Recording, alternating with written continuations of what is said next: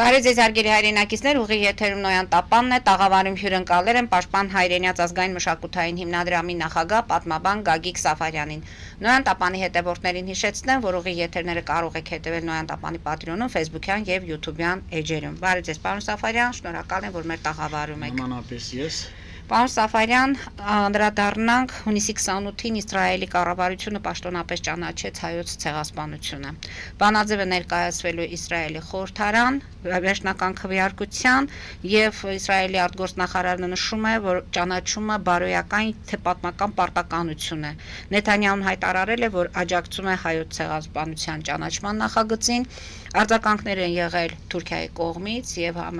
ամեն դեպքում Թուրքիայի արտգործնախարարությունը նշում է, որ Գազայի այդ ցեղասպանական գործողությունները կոծկելու համար քաղաքական որոշում է կայացրել Իսրայելը։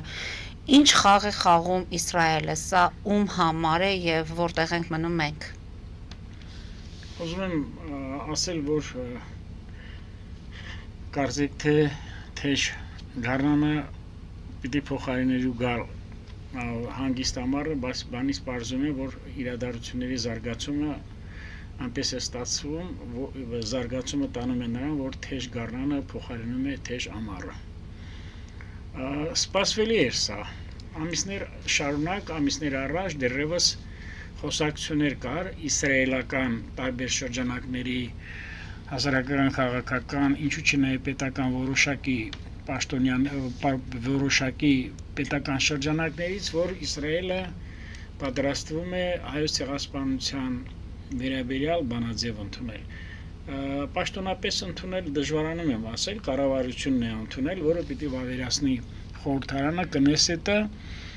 եւ կարծում եմ, որ տրամաբանական, այո, կարծում եմ, որ տրամաբանականը նա է լինելու, որ դեպքերի զարգացման ընթացքը տանում է նրան, որ Կնեսետը ընդունելու է եւ դատապարտի։ Որպես պատմաբան, որպես մասնագետ ասեմ, հետագայում նաեւ կասեմ իմ դիտարկումները քաղաքականության տեսանկյունից։ Հայոց ցեղասպանության ճանաչման խնդիրը եւ Հայաստանի Հանրապետության ջանքերը կարող եմ ասել, որ դրանք տարբեր մոտեցումներ են, որտեղ հայոց ցեղասպանության ճանաչումը եւ այդ խնդիրը եւ առասարակ դրա առաջնորդությունը երբեք էլ շահկապված չի եղել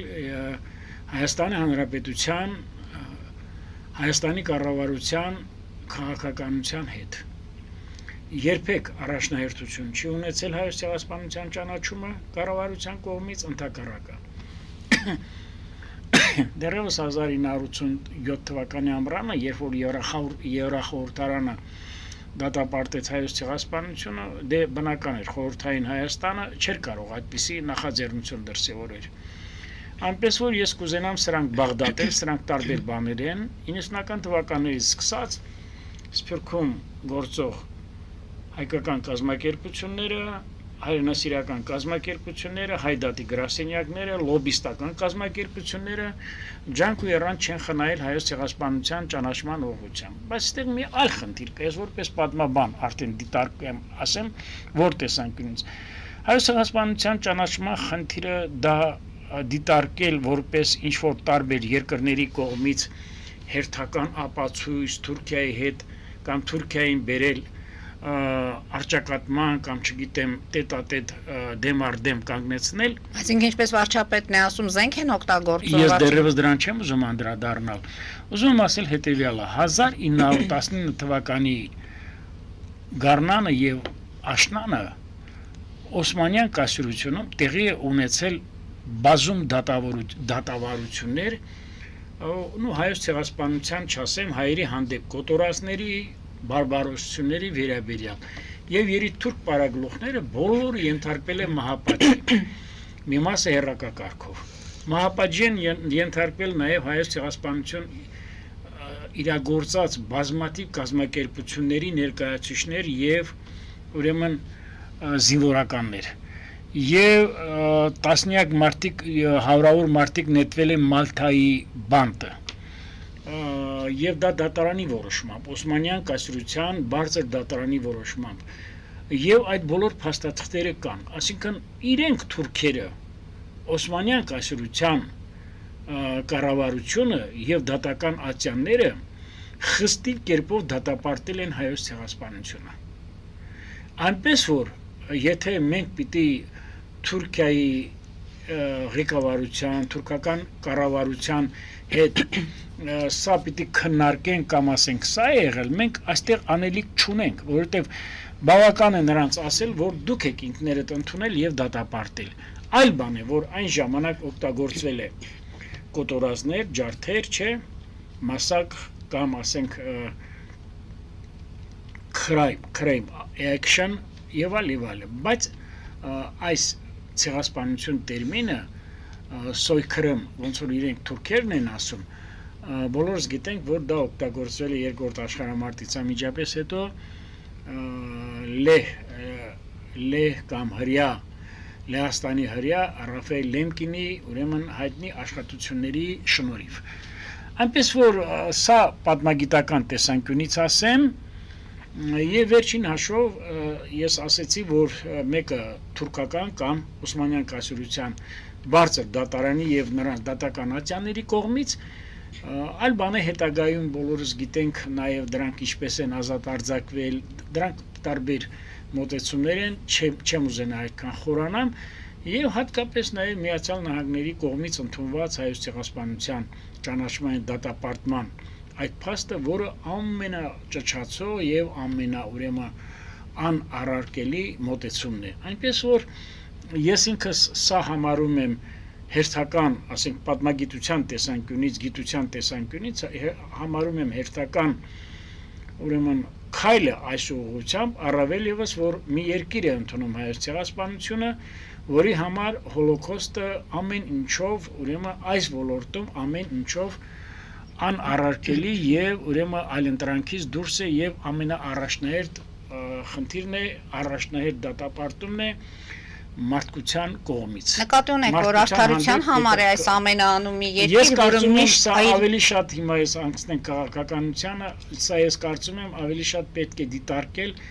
աշխարհաքաղաքական շահերի փոփոխության եւ աշխարհաքաղաքական շահերի ավելի շատ համընկման հակասությունների եւ ինչու՞ չի նաեւ ասենք տարբեր երկրների ազդեցության ոլորտների կամ դրան դիմակայելու առումով փորձելով նաեւ ասենք տարածաշրջանում ունենալ պետությունների մի համադաշնություն, որը կարող է միավորել Օսմանյան կայսրության նախկին ժողովուրդներին, նկատի ունեմ Թուրքիայի դեմ կազմավորելու որոշակի համադաշնություն կամ կոալիցիա։ Այս առումով, բայց վարչապետը կարծում եմ շատ ճիշտ ասեց, հայոց ցեղասպանությունը չպիտի դառնա ուրեմն որպես այսպես ասած զենք, ինքը մի քիչ ուրիշ բառով ասեց, չէ, կարծեմ ասեց ցեղասպանա զենք, թե զենքացեղասպանություն եւ այլ։ Ես չեմ ուզենա այդքան խորանամ, ես գտնում եմ, որ ցեղասպանության զենքանացումը չպետք է լինի, այսպես մի ցեղասպանության զենքայնացում, բայց ես պիտի ասեմ, որ ճիշտ է ձևակերպման տակ ես կարող եմ 100%-ով իմ համաձայնությունս դնել, բայց ես պիտի ասեմ, որ ներկա պայմաններում ինչքան որ կա, դրանով էլ մենք պետք է սահմանափակվենք։ Այլ բան է, որ իրադարձությունների հետագա ընթացքը շատ դեպքերում կարող են նաև բերել այլ քննարկումների։ Օրինակ Հայաստան-Թուրքիա հարաբերությունների վրա սա ինչպես կարող է տրիպի Հայաստան-Իրան, նաև Հայաստան-Իրան, նաև տրիպը, նաև տարբեր, ինչքան էլ տարբեր մոտեցումներ կան, ինչքան էլ ասենք այսօր Ռուսաստանի Դաշնությունը փորձ է անում դրան եւս վերադառնալ, բայց ես պիտի ասեմ, մինչև հիմա Ռուսաստանի Դաշնությունը պետականորեն չի ճանաչել եւ դատապարտել հայոց ցեղասպանությունը, որովհետեւ Պետդումայի որոշումից հետո այն դեռևս չի վավերացվել Դաշնության խորհրդի կողմից, որը գիտեք համարվում է ավելի բարձր օրենսդրական մարմին, քան Ռուսաստանի Դաշնության պետական դուման։ Սա այլ խնդիր է արդեն, որ գոյություն են աշխարհաքաղաքական շահեր, խաղեր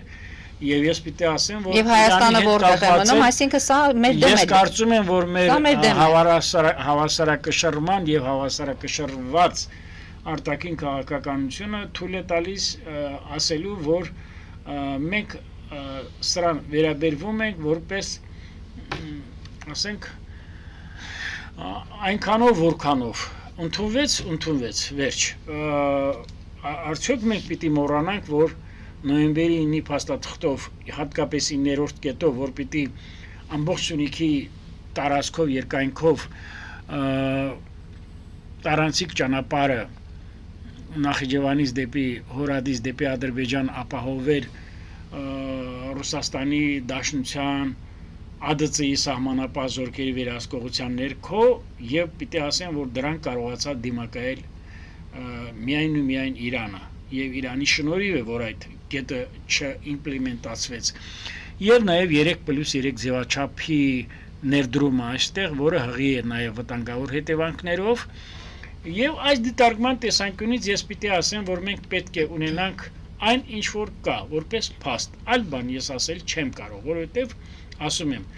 Հայոց ցեղասպանությունը ճանաչել են առաջերտին Օսմանյան կայսրության վարիչները եւ նրանց դատական ատյանները եւ Հայոց ցեղասպանության ճանաչումը դարձնել մեր պետական քաղաքականության առանցք, կարծում եմ մեր կառավարություն ներկայումս էլ դա բանը առաջնահերթություն չի ընդունում որպես եւ նաեւ Միացյալ Նահանգների կողմից ընդունված Հայոց ցեղասպանության դատապարտման մասին օրինագիծը եւ դատապարտելու օրենքը թույլ է տալիս մեզ ասելու, որ սրանք այնպիսի իրողություններ են, որ այլևս մենք պիտի այս քաղաքականությունը ոչ թե չշարունակենք, այլևս մենք պիտի սպասենք նրան, որ թուրքերը պետք է առերեսվեն, Թուրքիա Հանրապետությունը պետք է առերեսվի այս փաստի հետ, որը կարծեմ ներկա պայմաններում մեր համար գնալով տարածաշրջանում կայուն խաղաղության հաստատման, ճանապարհների ապաշրջափակման, տարբեր երկրների միջև հատկապես մեր հարևանների Թուրքիայի, Ադրբեջանի միջև դիվանագիտական հարաբերությունների հաստատման հարթակում կարծում եմ ժամանակավոր է սրանք։ Իսկ Ալիևը ինչպիսի ընտրության առջև է կանգնում այստեղ, պարոն Սաֆարյան, մի կողմը Թուրքիան է, մյուս կողմը Իսրայելը եւ Փորձ անեմ մոտավորապես ասեմ հետեւյալը, կարծում եմ Ալիևն էլ է քաջ գիտակցում, որ Հայաստանի Հանրապետության կողմից չի կարող այս փաստը շահարկվել, չի կարող այս փաստը Հայաստանի Հանրապետության կառավարությունը համարել առաջնահերթություն այն տեսանկյունից հստակ գիտակցելով, որ դա կարող է նաև վնասել Միացյալ Նահանգների եւ Եվրամիության հովանավորության ասեմ, աջակցության ասեմ ներքո ուրեմն խաղաղության եւ անվտանգության հաստատման ճանապարհին չի կարող սալնել խոչընդոտ։ Ես կարծում եմ արդեն մնացած դետալները քննարկումների առումով ժամանակը ցույց կտա։ Ժամանակը ցույց կտա, ոչ միայն ժամանակը ցույց կտա, ես կարծում եմ, որ սրանք ուրեմն պիտի մեկը միշտ բացառել, որովհետեւ այս առումով ես ասեմ, որ խստիվ կերպով պետք է հստակ խստիվ կերպով Հայաստանի Հանրապետության կառավարությունը իր քաղաքականությանը հետևի, հատկապես բազմավեկտոր, բազմաթիրախային արտաքին քաղաքականությունը շարունակելու համար, որը տեսնում ենք, որ արդեն շուրջ 2.5 տարուց ավել է, ինչ մենք կարողանում ենք տարածաշրջանում եւ առավել եւս Հայաստանում մեր սահմաններին ապահովել խաղաղությունը եւ անվտանգությունը։ Պարոն Սաֆարյան, դուրս գանք կարճատև գովազդային դադարի, որից հետո շարունակենք մեր զրույցը։ Հարգելի հայրենակիցներ, հետևեք, քիչ անց կվերադառնանք տաղավար եւ կշարունակենք։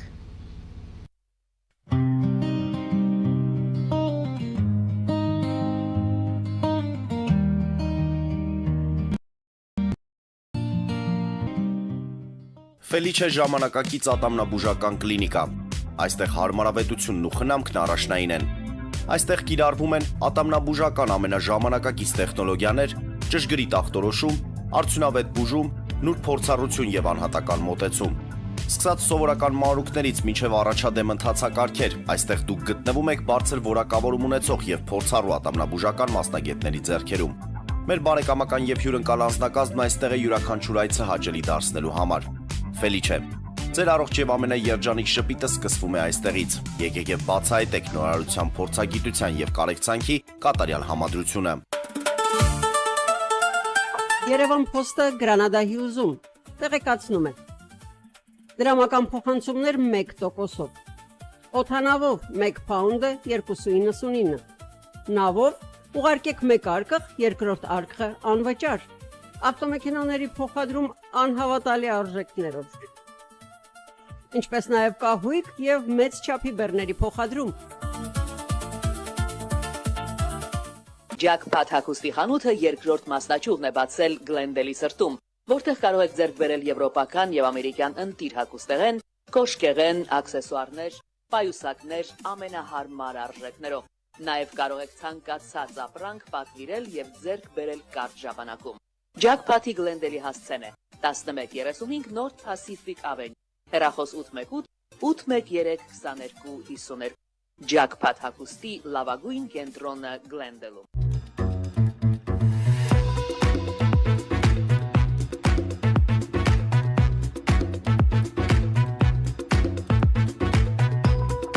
Արարատ ռեստորան, ընտանեկան եւ ընկերական ժամանցի լավագույն հասցե, սիրված արտիստներ, հյուրընկալ մթնոլորտ, հարուստ ճաշացան, անմահական խորտիկներ։ Արարատ ռեստորան, հասցեն անփոփոխ, սիրով սպասում ենք ձեզ։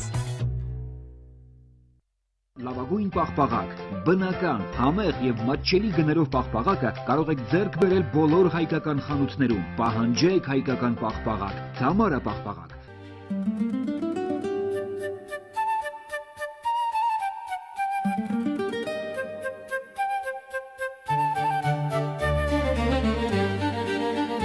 Նոյան տապան տպարան, Նոյան տապան հրատարակչություն, շարվածքից մինչև տպագրում, զանգահարեք, գրեք, այցելեք, միասին պատրաստենք ձեր գիրքը, ամսագիրը կամ թերթը, որտեղ նշվելու է, տպագրված է Նոյան տապանում։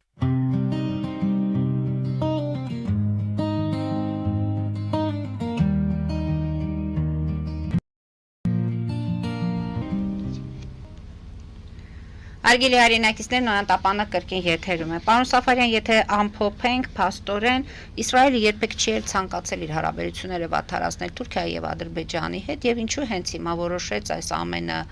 ջրի երես բերել, ասում եք, որ ավելի շատ իր շահերից ելնելով։ Այդ դեպքում Ես համոզված եմ, որ որոշակի սառնությունից կամ թեկուզ թշնամական հարաբերություններից հետո անպայման թուրք-իսրայելական հարաբերությունների մեջ կարծում եմ պարզություն է մտցվելու դեպի դրականը երկու երկրների համար Ադրբեջանի հետ կապված Իսրայելը տարիներ առաջ հատկապես 44 օրյա պատերազմում Ադրբեջանին օգնել է զենքով, զինամթերքով, նաև անձնակազմով հիմք ընդունելով հիմնական նպատակը Ադրբեջանին օգտագործել Իրանի դեմ սպասվելիք պատերազմում։ Այս համատեքստի մեջ պիտի դիտարկել հայոց ցեղասպանության ճանաչումը եւ դատապարտումը դեռևս ոչ պետականորեն ասենք, փորձելով Հայաստանին ներքաշել հակաիրանական համադաշնության կոալիցիայի մեջ մի բան, որը կարծեք թե ակներև է դառնում, բայց կարծում եմ Հայաստան Հանրապետության ղեկավարությունը հստակ կերպով դրան կարող է ոչ ասել, քանի որ ներքաշվել հարևան երկրի, այնել այնպիսի երկրի, ինչպես Իրանի դեմ որոշակի գործողությունների, սա կլինի անթույլատրելի։ Ես կարծում եմ միայն այսքանը բավական է, որովհետև մեր ինչ են ասում, հաղորդման ձևաչափը թույլ չի տալիս ավելի ծավալվել, ոչ թե կարող ենք ավելի խորքային ձևով ամեն դեպքում կհետևենք իրադարձությունների, զարգացումների մասին, կարող ենք ավելի խորքային ձևով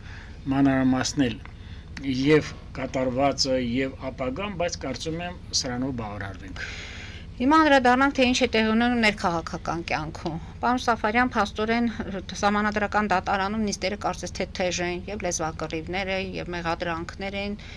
Երբ որ դիտում եք այդ նիստերը, ի վերջո ինչ է լինելու։ Մեկը մյուսին ընտրակաշառքների բաժանման մեջ է մեղադրում, ընդ որում երեկ պարոն Օրբելյանը հայտարարեց, որ ամենաշատ ընտրակաշառքը բաժանել է քաղաքացիական պայմանագիրը, ճիշտ է իրենց դիմումի հիմքում չկա այդ մասին, բայց նրանք պնդում են։ Սրբուհի Գայլյանը հայտարարեց, որ ամեն դեպքում իշխանությունը տապալելու փորձն է կասեցվել եւ պետք է բոլորը պատասխան տան այն ամենի համար, ինչ այդ խախտումները իրականացվել են։ Ի վերջո ուր է գնալու սա?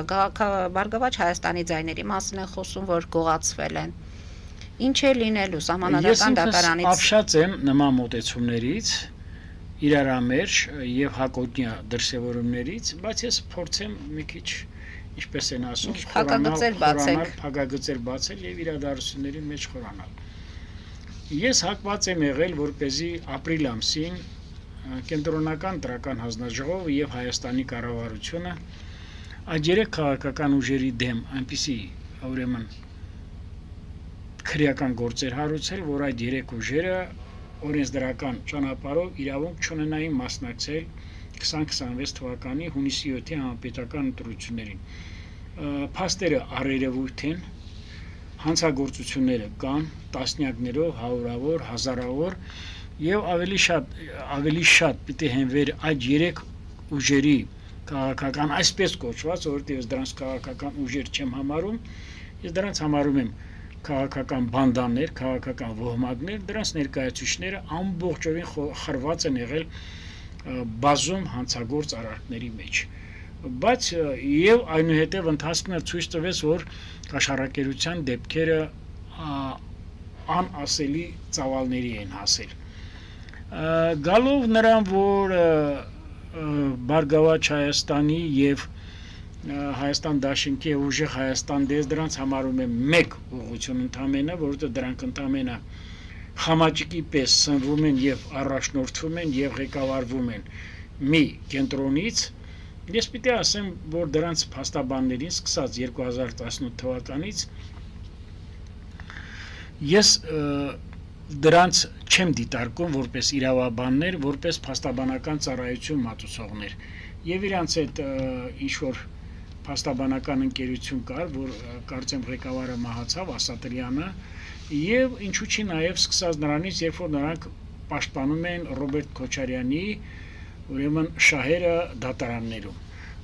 Գրեթե դրանք բոլորն են նույնն են, դրանց իրավաբանական գիտելիքները ես զրոյից բարձր չեմ դասում։ Նրանց առաջնորդն էլ իրավաբանության առումով եղել է Սահմանադրական դատարանի նախկին նախագահ Հրայր Թոմասյանը, որը մեր պես չունի բազային պետական կրթություն ինստիտուցիոնալ ինստիտուտի, այլ ավարտել է կոոպերատիվ բուհ, բոլորս դա գիտենք, եւ բացի դրանից նա նախաձեռնել է այնպիսի մի սահմանադրության, այսպես կոչված կարկատում, կարում եւ այլը, որը փորձ էր անում Սերժ Սարգսյանին դարձնել վարչապետ։ Իհարկե դարձրեց, դա համարվում է երրորդ ժամկետ, բայց ինչպես ասում են, իրադարձությունները այնպես զարգացան, որ կարծեք թե նրանք մնացին ձեռնունայն։ Այսինքն մենք այնպիսի մի իրավիճակի ենք հասել, որ այս փաստաբանները ներկայումս այս երեք ուժերի, ինչպես որ ասացես, դրանց քաղաքական միավորներ չեմ համարում, պարզապես հանրային քաղաքական ինչ որ օղակներ են կամ չգիտեմ դրածոններ են, որոնք սնվում են մի տեղից, ղեկավարվում են մի կենտրոնից, եւ սրանց իրավաբանական գիտելիքները կամ զրոյ են, կամ էլ ուղղորդված են, կամ էլ ծայրահեղ կերպով ուրեմն սուբյեկտիվ են եւ ապակառուցողական։ Նկատի ունեք արդարության համար չեն գնացել սահմանադրական արդարության համար չեն գնացել։ Պարզապես իրենց հիմա ես որ իմ գովեստի խոսքը ասեմ ԿՊ կուսակցության շահերի ներկայացուցիչներին Սահմանադրական դատարանում եւ Գալյանին եւ Ջուլակյանին, հա, կարծեմ, չէ, երկուսով էին, չէ, պիտի ասեք, ես կառավարության կամ իշխող քաղաքական ուժի ներկայացուցիչներին աջակցում եմ։ Այն փաստարկները, որ բերեց արդարադատության նախարարը Տիկին Գալյանը, ուժեղ Հայաստանի շահերի պաշտպան Վարդևանյանի Օրբելյանի, Խուդոյանի եւ մյուսների դեմ պարզապես այնքան ուրեմն հուշկու էին, այնքան զորեղ էին, որ նրանք նույնիսկ նրանց պատասխանների մեջ ակնհայտ կերպով երևում էր ուրեմն սուբյեկտիվ կողմնակալ մոտեցում եւ ինչու՞ չէ նաեւ շատ հարցերի ոչ թե խուսափում էին, այլ նրանց բագաժը ինտելեկտուալ նրանց մարտնչող անգրագիտությունը թույլ չէր տալիս, որպեսզի դրան անդրադառնային 100 պատշաճի։ Ես կարծում եմ, ես ասացի, իմ կարծիքս նա է եղել, որ այդ 3 քաղաքական միավորները չմասնակցեին համապետական ընտրությունների եւ նախկինում նրանց կատարած հանցագործությունները եւ համապետական ընտրությունների ընթացքում, կառավարության ընթացքում նրանց կատարած հանցագործությունները, որովհետև այդ կաշառքները բաժանվել են հստակ կերպով, ասում եմ, 3 քաղաքական միավորների ղեկավարների հրահանգով եւ նրանց գիտությամբ, քանի որ դրանք էլ ուղղորդվել են մեկ ուժի կողմից, Ռուսաստանի Դաշնության նախագահ Վլադիմիր Պուտինի կողմից։ Ես պաշտոնապես սա հայտարարում եմ, որպեսզի հիմնազուրկ որպեսզի հիմնովին ոչնչացե մեր պետականությունը։ Վերջերս էլ կարծեմ երեք Յոհան Վադենֆուլը Գերմանիայի արտաքին գործերի նախարարը հայտարարեց, որ այն դիմակայությունը, որ ցուցաբերեց Հայաստանի կառավարությունը եւ Հայաստանի ժողովուրդը, Հայաստանի Հանրապետության քաղաքացիները ցույց տվեց, որ ոչ միայն գովելի է, այլ խրախուսելի է, այլ որ մենք պետք է անպայման աջակցենք եւ սատարենք այն դիրքորոշմանը եւ ժողովրդավարության այն մոդելին, որը կիրառվում է Հայաստանում։ Ես պիտի ասեմ, որ մեր ընտրությունները անցել են պետության, իշխանության, կառավարության, կենտրոնական տրական հանձնաժողովի կողմից օրենքի տարին ու ոգուն համապատասխան։ Իհարկե չմերժելով որոշակի թերացումներ, թե խախտումներ, պարոն Սաֆարյան, որոշակի խախտումներ, որոշակի ձախողումներ, որոշակի վրիպումներ, բայց որոնք ասել թե թեկուզ 1 կամ 2%-ով կարող են ստվերել ընտրությունների օրինականությունը եւ ժողովրդավարությունը կամ արտահայտության իրավունքը, ես դա բացառում եմ, այլապես տեսեք, արտարադատության նախարարը որպես քաղաքական ուժի քաղաքացիական պայմանագիր տվյալ դեպքում ներկայացուցիչ ասում է, բալավ 162 թե 182 հոգի կաշառքի դեպք կա ուժեղ Հայաստանի կողմից, շուրջ 80 հոգի, թե չգիտեմ քանի հոգի Բարգավաճ Հայաստանի կողմից, 20-30 հոգի Հայաստան, 20-30 դեպք Հայաստան դաշինքի, այսինքն դուք չեք ուզում սա դատապարտեք, թե անընդհատ պիտի ասեք սա Սարգսովի է, լավ, այդքան հեռախոսազանգերը, այդքան վերծանումները, այդքան խոսակցությունները, այդքան տեսանկարահանումները, հակակոռուպցիոն կոմիտեի, քննչական կոմիտեի, իրավապահ մյուս մարմինների, արդյոք մենք որ երկրում ենք ապրում, որ այսքանը լինի շինծու եւ հնարավի։ Եվ մի հարց էլ տվեց, բա եթե մեր իրավապահները, իրավասու մարմինները այսքան բացահայտել են եւ դուք դա չեք ընդունում, ուրեմն դուք ոչ թե պետք է գաք սահմանադրական դատարան, այլ պիտի դուք այդ իրավապահների գործողություններն ու գործունեությունը դիտարկեք ոչ իրավաչափ։ Նրանց վրա պետք է դուք հարց հարուցեք քրեական գործեր ստեղծելու համար, որովհետև եթե այդքանը շինծու են, ապա դրանք պիտի պատասխան մասին պետք է հաղորդումներ ներկայացրեք։ Ես տեսեք, ես մի բան ասեմ։ Եթե մեր երկիրը ժողովրդավար չլներ, ապա սահմանադրական դատարանը պիտի սա չընդուներ։ Հստակ ասում եմ, մեր երկիրը ժողովրդավար է, մեր երկիրը ժողովրդավարության առումով ունի մեծ առաջընթաց եւ շարունակելու է ժողովրդավարության ուրեմն բոլոր ձեռքբերումները, բոլոր առումներով, եւ լրագրության առումով, եւ դատական իշխանության առումով, եւ հակակոռուպցիոն պայքարի առումով, եւ արտաքին քաղաքականության առումով, եւ օրենսդրական գործունեության առումով, մեր ժողովուրդը տեսնում է, որ ինչ է կատարվել մեր երկրում, փորձ է արվել կաշառքի ճանապարհով, փողի ճանապարհով, եթե առաջներում նախկինում ասում է ժողովրդին մոլորացնել, զոմբիացնել, ապա ես պիտի ասեմ, որ օգտագործվեց լրտեսական եւ գործակալական մեծ ցանց։ Ես նույնիսկ 1 րոպե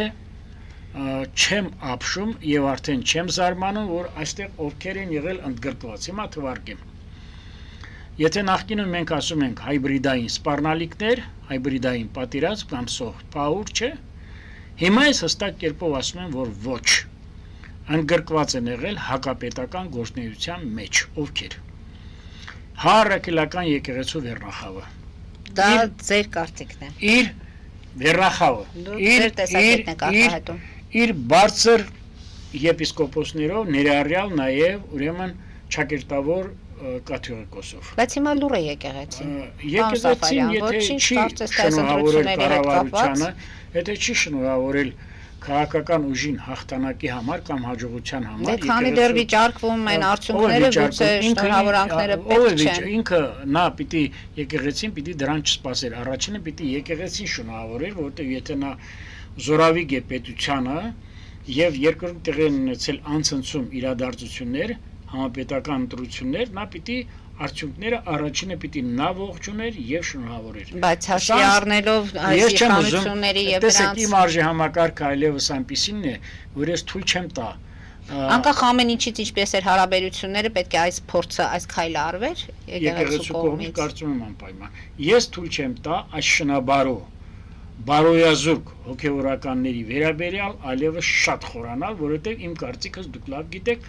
ամիսներ շարունակ միշտ ասել եմ։ Երկրորդը Հայաստանում ծվարած հակապետական ռուսական ուժերը, ոչ թե պրոռուսական, այլ ռուսական ուժերը, որի մեջ մտնում է Գազպրոմ Արմենիայի, ուրեմն ողջ անձնակազմը ավելի քան 90%-ով, հեցի մեծ մասը, որ դեռևս չեն հասկացել, որ ինչ է կատարվել երկրում, ռուսական երկաթուղու, ուրեմն հարավային Կովկասի բաժանմունքի Հայաստանի մասնաճյուղը, որը համարվում է լուրջ սպառնալիք, 102-րդ ռազմաբազան, ինչու չի նաև Ռուսաստանում փայլուն կերպով ծվարած հայկական Հայաստանից փախած քրեոլիգարխիկ տարերը եւ իրավական այն ուժերը, որոնք եղել են գլխավոր դատախազ, մարտի 1-ի գործով քննչական խմբի ղեկավար, գլխավոր շտաբի պետ, նախկին պաշտպանության նախարար, որոնք կարծես թե ավելի ստոր կերպով են պայքարում մեր պետությունը կործանելու համար, քան իրենք Ռուսաստանի Դաշնության ղեկավարությունը Պուտինի գլխավորությամբ։ Գիտեք իմ համար որն է այստեղ ձեռք բերումը եւ բաղդատելը եւ հստակ կերպով տարանջատելը, որ մեր ժողովուրդը այնքան իմաստություն եւ քաջություն ունեցավ, որ կարողացավ հասկանալ ինչ է նշանակում Ռուսաստան, ռուս ժողովուրդ եւ ինչ է նշանակում Ռուսաստանի Դաշնության ղեկավարություն, որովհետեւ մենք տեսնում ենք, որ այսօր Ռուսաստանում այնպիսի մի չափերի է հասել վարելիքաէներգետիկ ճգնաժամը, որ կարծեք թե արդեն իրենց ժողովուրդը, նույնիսկ իրենց ղեկավարության շատ ներկայացուցիչները դժվարանում են հասարակական տրանսպորտով, անձնական մեքենաներով Կարող է դա ինչ-որ բողոքի ալիք բարձրացնել, պարոն Սաֆարյան, փորձագետներ, որ ասում են ռուսական քաղաքական կյանքի մեջ չեմ ուզում ներթափանցել, ինձ ավելի շատ այսօր հետաքրում է մեր ժողովրդի, մեր պետության եւ մեր հասարակության զարգացումը անցնցում կերպով։ Ես պիտի կրկին շեշտեմ, որ դեռևս կիսատ ասացի եւ ծվարած այո, այդ օլիգարխիկ եւ այդ ուժերը, որոնք ժամանակին զբաղեցրել են պաշտպանության նախարարության համակարգում եւ իրավական ուրեմն կառույցներում շատ բարձր դիրք եւ ինչու՞ չի նաեւ այն բազմաթիվ կազմակերպություններ, հասարակական ասեմ, որոնք ուղղակի բարիզ բունի մատով սաբոտաժ են անում Հայաստանի, փորձում են, ասենք, սաբոտաժ անել տարբեր ոլորտներում, հասարակական քաղաքական կյանքում, արտաքին քաղաքականության մեջ։ Դրանց թվին պետք է ես դասեմ, ուրեմն դիվանագետներին, որոնք ունենալով կրթություն, բայց տեսնում են, որ նրանց օգտակար գործողության գործակիցը 0-ից ցածր է, եւ ինչու՞ չի նաեւ զանազան սպաների միություն, հատկապես Ազգային անվտանգության ծառայության նախկին սպաների միությունը, որոնք զբաղված են ուրեմն պետականաքանդման եւ քայքայիչ գործունեության ուրեմն ուղղությամբ այդ ծրագրերով առաջ են տանում այդ ծրագրերը իրենք ամբողջովին կաշառված ամբողջովին պետական մտածելակերպի զուրկ նույնիսկ նրանց մասնագիտական որակները այնքան ցածր են որ ես զարմանում եմ թե ժամանակին ինչպես են նրանք դարձել ազգային անվտանգության ծառայության կամ նախարարության տնօրենի տեղակալներ, վարչության պետեր, գերատեսչության ղեկավարներ, որ նրանց պետականաքանդման գործունեությունը ուղղակի զարհուրելի չափելի է հասել եւ նրանք դարձել են պարզապես դավաճաններ, ուրիշ ոչ մի բան ես նրանց չեմ կարող ասել։ Ահա այս ամենը իմի բերելով ներկայացնում են Ռուսաստանի Դաշնության նախագահին, որը չի շտապում շնորհավորել Հայաստանում տեղի ունեցած ժողովրդավարության հիմքով ընտրությունների արդյունքները, որի արդյունքում հաջողության հասել իշխող քաղաքական ուժը։ Ասեմ ինչու համար։ Նրանք դեռևս հույս ունեն երկրում շարունակել ապակայունացնող գործողությունները, հրահարել սոցիալական նոր, ուրեմն իրադարձություններ, որը հղի է անկանխատեսելի եւ վտանգավոր հետևանքներով։ Եվ այս ուրեմն բեռնարկելքները ես սա սանկցիաներ չեմ համարի, որովհետեւ սա ընդամենը պիտի ասեմ պատժամիջոցներ այդ բեռնարկելքներ եմ ես համարում, պատժամիջոցները կարծում եմ դեռևս շատ կտրուկ է եւ վաղաժամ է դրա մասին բան ասելու, բայց ես պիտի ասեմ, որ մենք նաեւ պատրաստ ենք հետագա զարգացումներին, անգամ եթե դա լինի վատթար տարբերակներով։ Մենք կարող ենք ասել եմ, չեմ ուզում շարունակել, Իրանի հետ խորացնել գազի մատակարարման խնդիրը, եւ ես ուղղակի ապշած եմ մնում, որ մեր նախորդ ֆինանսների նախարարները 1-2 հոգի, որոնց ճանաչում եմ եւ որոնց թվացial կերպով համարել եմ գրագետ մարդիկ, ասում են խողովակը նեղ է, կարող են պայթյունավտանգ լինել, մենք այսօրվա մասին ենք մտածում, վաղվա մասին չենք մտածում։ Տեսեք, ես պատկերավոր կերպով ասեմ, եթե հանկարծ Ռուսաստանի հետ մեր հարաբերությունները մի դուռ փակվում է, դե հիմնական սպառնալիքը գիտեք, դա գազի կրճատումով կամ գազի խողովակը փակելով ավտալն է, հիմնական սպառնալիքը դա է։ Եվ հաջորդը մթերքները եւ խմիչքները։ Եթե մի դուռը փակվում է, ապա հստակ կերպով ես ասում եմ, մի քանի դուռ բացվելու է։ Դրանում մազաչափ ես մեր ժողովրդին հստակ կերպով հավաստիացնում եմ նկատի ունեք եվրոպական կառույցների եւ հայտարարությունները եւ նաեւ ինչու՞ չնե մեր կառավարության այց ենք ունենալու դիվերսիֆիկած քաղաքականությունը կարծեմ այսօր թե վաղը Երևանը ժամանում Եվրամիության բարձր հանձնակատարը, հանձնաժողովի նախագահ Ուրսուլա ֆոն դեր Լայենը եւ կարծում եմ, որ քննարկումները լինելու են բազմաբնույթ։ Ամերիկայի հետ կապված Միացյալ Նահանգների շատ շուտով ստորագրվելու է եւ արհեստական բանականության առումով եւ ճանապարհների կառուցման առումով, հատկապես TRIP-ի, կարծեմ արդեն ձեռնարկվել է, հիմնարկեք արվել է մեր պաշտպանի տարածքային կառավարման նախարարի մասնակցությամբ օրեր առաջ եւ նաեւ հատկապես մթերքների առաքման ուղղությամբ, ինչպես Միջին Ասիա, այնպես էլ Արևելյան Եվրոպա։ Գիտեք, շատ բաներ կարելի է ասել։ Ես ինքս չեմ ուզենա մտնել մի դաշտ, որի բացատրությունը կարող է ամբողջովին կլանել մեր հարցազրույցի ժամանակը։ Ուստի ես պիտի ասեմ, որ միանշանակ ապագան հուսադրող է, եւ ես պիտի ասեմ, որ Ռուսաստանը ինչքան փորձում է առաջ բերել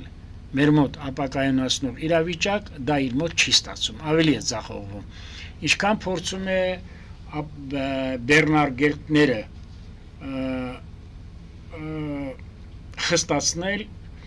դա եւս իր մոտ չի ստացելու, որովհետեւ Ռուսաստանը նաեւ խիստ պահանջարկ ունի Հայաստանում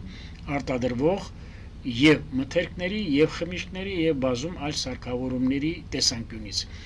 Կարծում եմ, որ այսպես էլ մենք պիտի վերաբերվենք եւ ես գտնում եմ, որ պետք չի իրար անցնել, իրար անցում մեզ պետք չի։ Իհարկե, ես ցավում եմ մեր բազմաթիվ գործարարների, ձեռներեցների, ապրանք արտահանողների, ներկրողների, հատկապես արտահանողների տնտեսական իրավիճակի ասեմ վարդարացման պայմաններից համար, բայց ես կարծում եմ այս ամեն ինչը շտկվելու է եւ պետությունը ամբողջովին հոգ է տանելու մեր գործարարներին Գևորգ Պապոյանն ասում է, որ արդեն որոշակի գործընթացներ սկսել են վնասներից խուսափելու համար։ Հանդիպել եմ եւ Պապոյանի հետ, Գևորգ Պապոյանի հետ էկոնոմիկայի նախարարի վճարումների հետ կապված որոշակի փոփոխություններ են արվել։ Ուրեմն ժամանակացույց այլ նախարարների հետ հանդիպել եմ նաեւ սոցիալական հարցերի եւ աշխատանքի նախարար պարոն Թորոսյանի հետ եւ կարծեմ, որ ամեն ինչը վերահսկվում է, ամեն ինչը օպերատիվ կերպով արձագանքվում է, տեսեք, հիմա ասում են, որ ընդդիմության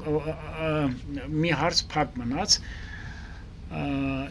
իշխանության կողմից, կառավարության կողմից եւս օգտագործվել է կաշառքի միջոցներ եւ այլ եւ այլ։ Նախ դա Վարչական ռեսուրս է օգտագործվել։ հիմնազորք է, ասեմ հետեւյալը, այսինքն Այդ ուրախ-ավտոբուսը ֆինանսավորվել է հենց ֆինանսավորվել է քաղաքացիական պայմանագիր կուսակցության նախընտրական կառույցության հիմնադրամի կողմից հստակ կերպով։ Եվ ես պիտի ասեմ հետեւյալը, 10,000 դրամները պատմության մեջ 36 տարվա մեջ չի եղել, որ միանգամից կառավարությունը 10,000-ով բարձրացնի կենսաթոշակները։ Ասենք շեշտենք ու առաջ գնանք։ Պատմության մեջ չի եղել, որ 48 երկրների ղեկավարներ Հայաստանում մասնակցեն մի ֆորումի, որը մեծ արձագանք է գտել ամբողջ աշխարհում։ Պատմության մեջ չի եղել, որ 1-2 ամսվա ընթացքում Միացյալ Նահանգների երկու բարձր պետական պաշտոնյաները եւ փոխնախագահը եւ պետքարտուղարը այցելեն Հայաստան։ Եվ այսպես շարունակաբար։ Պատմության մեջ չի եղել, որ Արցախի հայկական լինելը դրվի կասկածանքի տակ։ Պարոսապարյան, կամ փակ պահեն այդ թեման։ Եթե դուք ուզում եք, ես սրան անդրադառնամ։ Մենք հաջորդ հաղորդման ժամանակ անպայման ես սրան կանդրադառնամ եւ սա պատճառը հետևանքային կապով ունեմ իմ ուրույն բացատրությունները եւ որ սա ավելի շատ պատմության մեջ չի եղել այնպիսի բան, որ Օրդուբադում այդպիսի մի ֆորում կազմակերպեն եւ ասեն, որ Արևմտյան Ադրբեջան պետք է վերադառնան ադրբեջանցիները։ Արգելի Ադրբեջանում նման գործելակերպը։ Դե համեն դեպքում պատմության մեջ այդպես չեղած բաներ։ Մեր տասնյակ հազարավոր մոլորյա արցախցիները, տասնյակ հազարավոր սխալ ասացի, գոնե մի քանի հազար մոլորյալ արցախցիների մենք պիտի հետ կանգնենք հակապետական քայքայիչ գործունեությունից։ Մենք հետևենք իրադարձությունների եւ նաեւ սա ասեմ, որ անդրադառնալով այս քայքայիչ գործունեությանը դրսի ուժերի թելադրանքով, ահա սա է ստիպում Ռուսաստանի Դաշնության ղեկավարությանը նաեւ իր խամաճիկների միջոցով մեդիա դաշտում եւ այսպես կոչված հայացիների ձերքերով, որովհետև այսօր մենք այնպիսի զարհուրելի բաներ ենք տեսնում նրանց կողմից արտահայտություններ, որ մարդ ապշում է, թե դրանց երակներում ինչպես կարող է հայի արյուն հոսել։ Կարծեմ երկրորդ նախագահը ասում է Մարգարիտա Սիմոնյանը ինչ վատ գործունեություն է ծավալում, դուք պատկերացնում եք։ Մարգարիտա Սիմոնյանն էլ ասում է, եկեք իմանանք, ով Նիկոլ Փաշինյանին է ընտրել Ռուսաստանի Դաշնություն, մուտքը արգել ենք, որտեղ դա ռուսական գործողությունների Անդրանիկ Միհրանյանի մասին։ Ժամանակին ես եմ Անդրանիկ Միհրանյանին եւ Ռոբերտ Քոչարյանին իրար ծանոթացրել Ստեփանակերտում 1988 թվականին։ Բայց հիմա դա անցել է, դրա մասին չեմ ուզում խոսել։ Այն հակապետական գործունեությունը, որ ծավալում են Հայաստանի Հանրապետության քաղաքական այս ուղղությունները, սա ոչ թե պետք է դատապարտել, այլ պետք է արգելել եւ նրանց գործունեությունը եւ նրանց ֆիզիկական ներկայությունը Հայաստանի Հանրապետությունում, ուղիղ կերպով ասում եմ, կա մի օրենք, որը կոչվում է, կա մի մոտեցում, որը կոչվում է օստարակիզացիա, աստրասայս, խեցեվճիր, Մենք ասել ենք այդ մասին, իրավունք չունեն մուտք գործել Հայաստանի Հանրապետության տարածք, ոչ թե պերսոնա նոն գրատա բան, սրանք ավելի մեղմ կիրառելի ուրեմն մոտեցումներ են։ Ահա սա պիտի լինի մոտեցումը եւ հստակ կերպով նորից ասեմ, նշмарվում է ընդամենը մեկ բան ապօրինի կերպով, էժան, հեշտ կերպով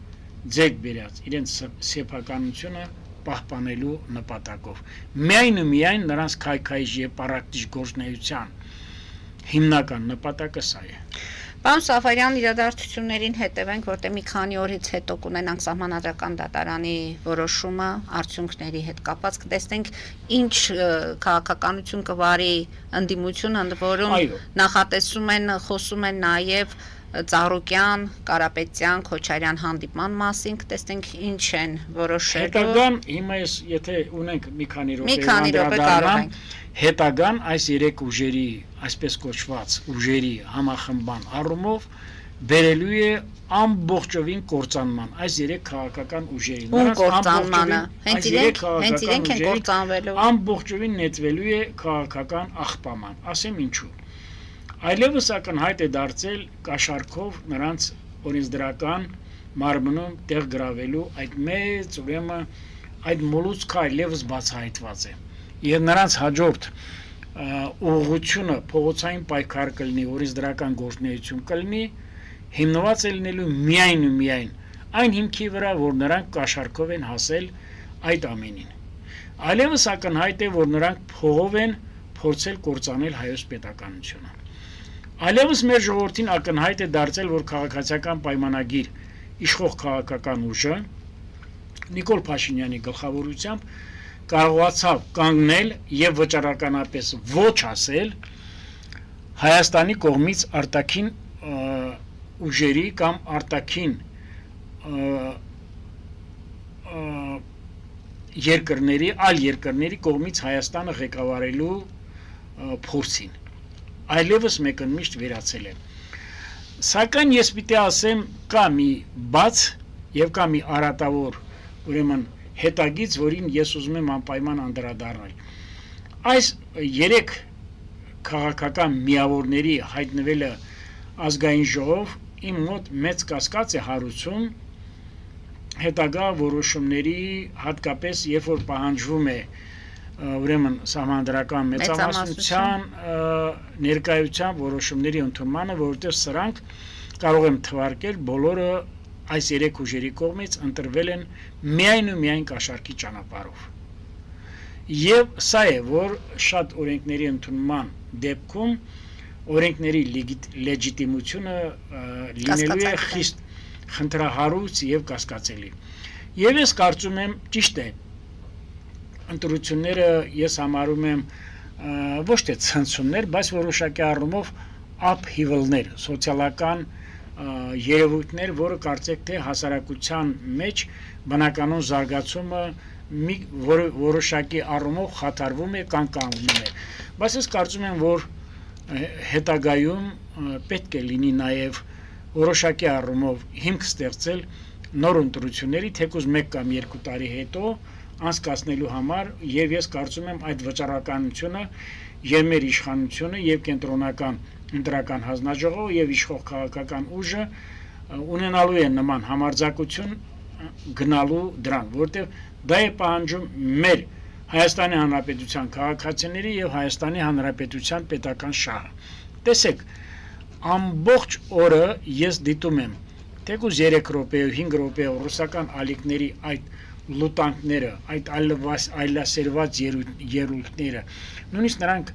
այնքան տականք են, այնքան հանդուգն են դարձել, որ չեն համարձակում ասել Հայաստանի Հանրապետություն կամ այլ տերմին Հայաստանի իշխանություն, ասում են հայ ժողովուրդը եւ այլ, ախր դուք ինչ կապ ունեք հայ ժողովրդի հետ, եւ ավելին ասեմ, մենք պետք է նաեւ խստի կերպով վերանայենք հայ-ռուսական հարաբերությունների անցած ողջ պատմությունը, մենք պետք է նաև վերանայենք հայ-թուրքական հարաբերությունները, հստակ կերպով եմ դա ասում, որովհետև մենք պետք է վերանայենք նաև հայ ժողովրդի պատմություն, թե Հայաստանի պատմություն եզրույթը, որովհետև Ռուսաստանում ծվարած քրեա օլիգարխիան եւ հակապետական ուժերը չեն կարող լինել մի պատմության մեջ, որտեղ կան նաև մեր թագավորները, կան նաև Հայաստանի Հանրապետության քաղաքացիները եւ դրան ուրեմն համահունչ կերպով կամ ասենք համահավասար լինել քայքայիչ ուժերը, որոնք գտնվում են ազգությամբ հայ ուժերը, որոնք գտնվում են Ռուսաստանում կամ այլ երկրներում։ Մենք բոլորս գիտենք ինչպիսի կեղտոտ չափերի էր հասել եթե չլներ Հայաստանի Հանրապետության իրավապահպան եւ իրավասու մարմինների հետեւողական եւ սկզբունքային գործունեությունը, ես հստակ կերպով ասում եմ, որ դրված է եղել Հայաստանի պետականության լինել չլինելու հարցերը։ Մենք կհառնեինք եւս մի 1920 թվականի։ Մենք կհառնեինք եւս մի Կարսի անկման գործընթացի, բայց քանի որ արդեն մեր ժողովուրդը տեսավ ինչ է կատարում, ես կարծում եմ, որ սա նաև պիտի լինի մեզ համար դաս։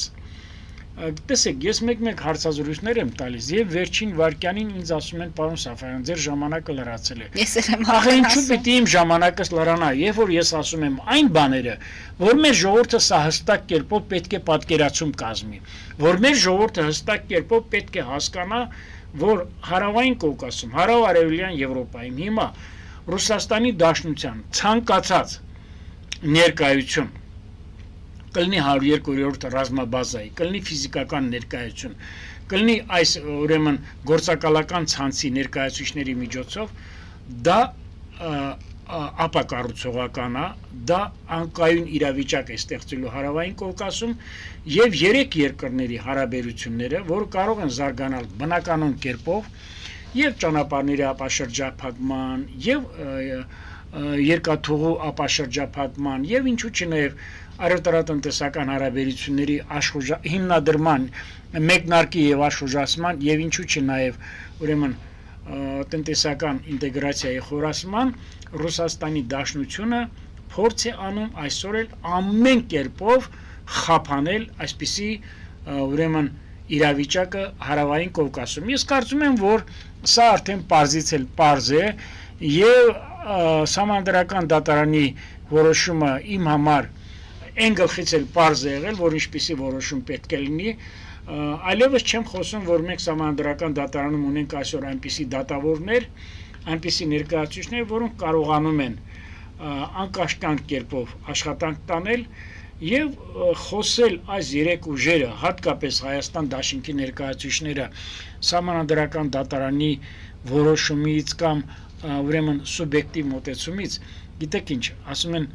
սելը ճռռալու փոխարեն սել որն է ճռռում, թող իրենք հետ գնան, սկսեն 1996 թվականից մինչև 2017 թվականի ընտրությունները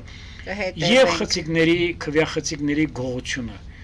եւ լցոնումները եւ կաշառք բաժանելը հենց տեղամասային հանձնաժողովներում եւ մարդկանց առևանգելը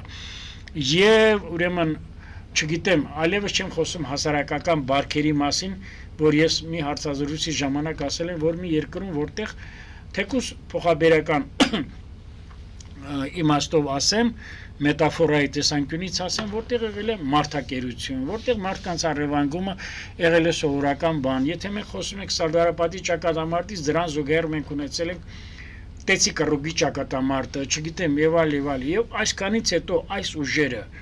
որոնք ուրեմն պատասխանատու են եղել եւ մինչեւ հիմա էլ պիտի անպայման պատասխան տան, թե ինչու մեր երկիրը ապրել է ռազմաֆեոդալական եւ միջնադարի օրենքներով եւ ասկանից հետո նորից գլուխ բարձրացնել, ես կարծում եմ սա անթույլատրելի է եւ